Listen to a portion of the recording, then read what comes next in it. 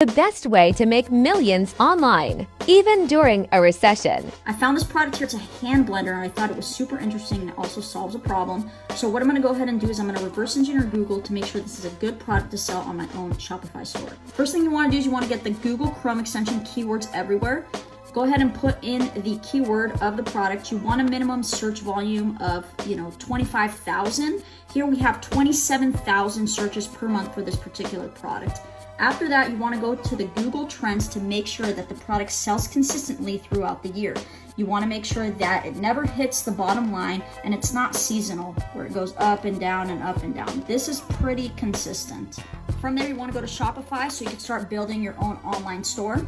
Get a Google Merchant Center account, get a Google Ads account, get this app for your Shopify store so you can start advertising your product on Google Shopping Ads. Then start advertising your product on Google Shopping Ads, which is displayed here. And then start making a bunch of revenue and profit selling products online.